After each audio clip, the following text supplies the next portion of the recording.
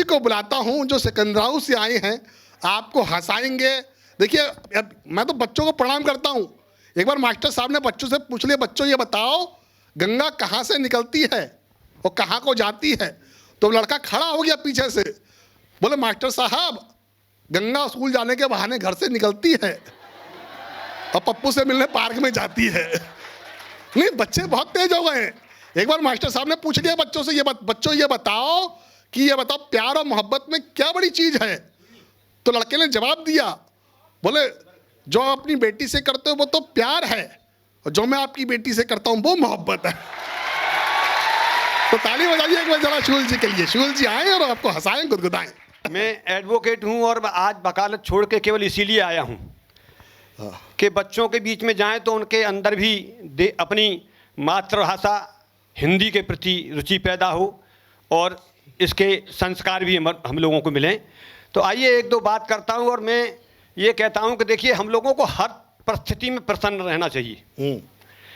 कैसी भी विषम परिस्थितियां हों तब भी प्रसन्न रह सकते हैं हम। 4 पंक्तियां देता हूं कि चारों तरफ हों शूल यानी कांटे, चारों तरफ हों शूल मत दामन बचाइए, आप भी गुलाब जैसे मुस्कुराइए। गुलाब के चारों तरफ कांटे होते हैं फिर भी मुस्कुराता है, इस प्रकार हम भी मुस्कुरा सकते हैं। चारों तरफ हों शूल मत दामन बचाइए, आप भी गुलाब जैसे मुस्कुराइए, और कष्ट कितने भी हों लेकिन मुंह को मत लटकाइए, आइए हमारे साथ खिलखिलाइए। आइए ये बात खिलखिलाइए। और जो लोग गुमसुम रहते हैं, किसी भी महफिल में पहुंच जाएं, आप गुमसुम रहेंगे तो ठीक नहीं है। गुमसुम रहोगे रोगे गम तुमको गलाएगा, गुमसुम रहोगे रोगे गम तुमको गलाएगा, मुरझाया हुआ फूल क्या महफिल सजाएगा। सो जब तक ये जिंदगी है हंसिए हंसाइए, आप भी गुलाब जैसे मुस्कुराइए, आप भी गुलाब जैसे मुस्कुराइए। जिंदाबाद। और देखिए, गुलाब जैसे मुस्कुराने की बात करता हूँ, मैं शुरुआत करता हूँ, पहले कुछ हल्की फुल्की कविताएं सुनाऊंगा जैसे मैं हल्का फुल्का हूँ, और उसके बाद फिर थोड़ी थोड़ी भारी सुनाते जाऊंगा, वो अपनी पत्नी जैसी सुनाऊंगा। तो सुनिए, देखिए, हम लोगों ने, हमारे जितने भी गुरुजी हैं, मुकेश जी आपकी अध्यापिका हैं, सब लोग कहते हैं कि हम लोगों को व्यसन नहीं करने चाहिए, शराब नहीं पीनी चाहिए, गुटखा नहीं खाना चाहिए। पर खासतौर से पुरुष लोग, ये लड़के लोग जो हैं बहुत खराब होते हैं। अच्छा। ये बहाने से ही पी लेते हैं। हाँ। कैसे पी लेते हैं? आप लोग नहीं पीना।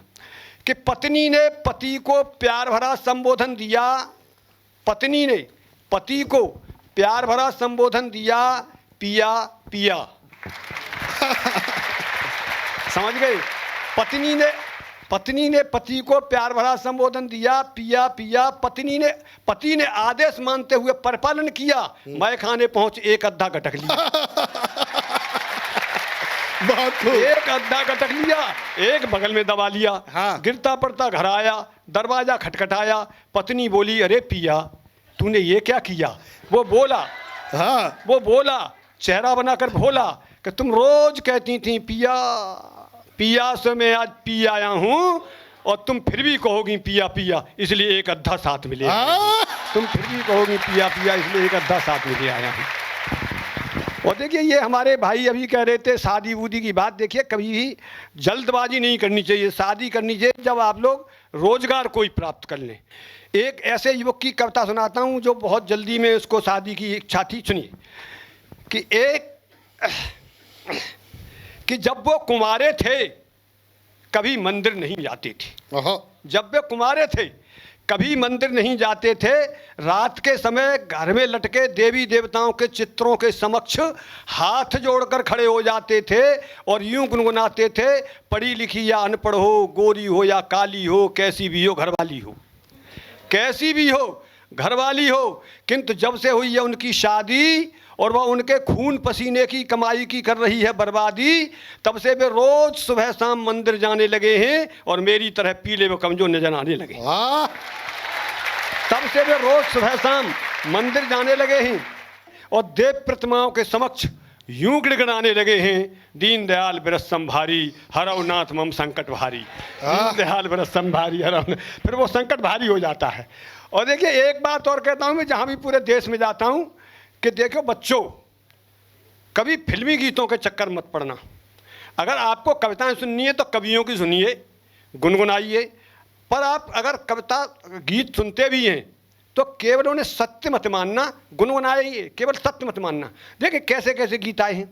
जब हम पढ़ते थे तो हमें भी गुरुजी ने पढ़ाया था कि आदमी के एक दिल होता है, और अगर दिल काम करना बंद कर दे तो आदमी मर जाता है। पर एक फिल्मी गीत सुना, इस दिल के टुकड़े हजार हुए, कोई यहाँ गिरा कोई वहाँ गिरा, भाई साहब वो फिर भी नहीं मरा।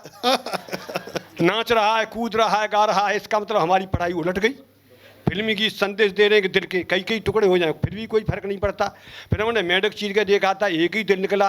पर एक फिल्मी गीत सुना, तेरी बिंदिया दिल ले गई, तेरी चुंदरिया दिल ले गई, भाई साहब उसके 2 दिल चले गए, फिर भी नाच रहा है। ये कोई गीत है भाई? कि तेरी पतली कमर में है जादू, तेरी पतली कमर में है जादू। अगर पतली कमर में जादू होता है तो चींटा और झिंगुर की में तो महाजादू होता होगा, और मेरी में भी ठीक ठाक ही होगा। ये कोई गीत है?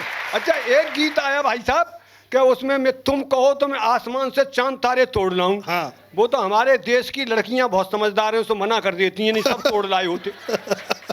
आसमान में न चंदा होता न तारे होते। ये गीत हैं कहीं। अच्छा चलिए एक कविता सुनाता हूँ मैं आप लोगों को, क्योंकि विद्यालय में आया हूँ और ये कविता मेरी पूरे देश में विद्यालय में सुनी जाती है। मैं इस कविता में संदेश देने की कोशिश की है मैंने कि नकल कभी नहीं करनी चाहिए। बिल्कुल। कुछ दिनों पहले हमारे इस प्रदेश में नकल शुरू हुई थी, हाई स्कूल इंटर में। आप तो कर विश्वविद्यालय में हैं, पता नहीं यहाँ नहीं होती होगी, तब बहुत होती थी। तब मैंने कोशिश की, सुनिए स्वागत है। उसमें आपको ये बताना कोशिश करता हूँ, नकल होती है, असल होती है, नकल पकड़ी जा सकती है। बिल्कुल सुनिए। स्वागत है दादा, स्वागत है।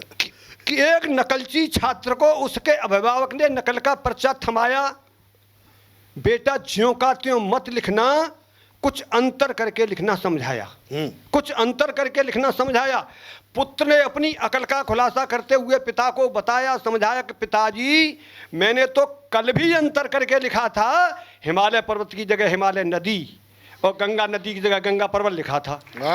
मैंने तो कल भी परिवर्तन करके लिखा था, हिमालय पर्वत की जगह हिमालय नदी और गंगा नदी की जगह गंगा पर्वत लिखा था। और उसने अपनी पागलपन की पतंग को और ऊपर उड़ाया, पिता को बताया, समझाया कि पिताजी कुछ तो इतने ज़्यादा बुद्धू होते हैं कि अगर पर्चे पर पीटीओ लिखा हो तो पीटीओ ही लिख देते हैं। मैं ऐसा बिल्कुल नहीं करता हूँ, उसमें भी अंतर करके लिखता हूँ, पीटीओ की जगह सदा टीपीओ लिखता हूँ।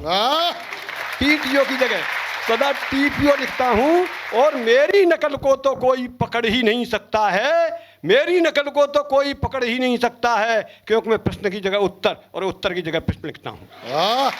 मेरी नकल को तो कोई पकड़ ही नहीं सकता है, क्योंकि प्रश्न की जगह उत्तर और उत्तर की जगह प्रश्न लिखता हूँ। वही सज्जन एक दिन हमें मिले, हमें देखकर फूल से खिले, बोले शूल जी मैं भी कविता लिखूंगा, तुम शूल उपनाम से कविता लिखते हो, मैं फूल उपनाम से कविता लिखूंगा।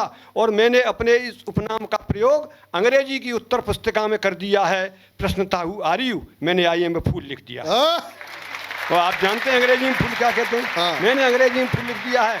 तो मैंने उन्हें शुभकामनाएं दी कि मित्र आप इस क्षेत्र में उत्तर उन्नति करते जाएं, इस समय फूल हैं, अगले वर्ष तक डैम फूल हो जाएं, अगले वर्ष तक डैम फूल हो जाएं।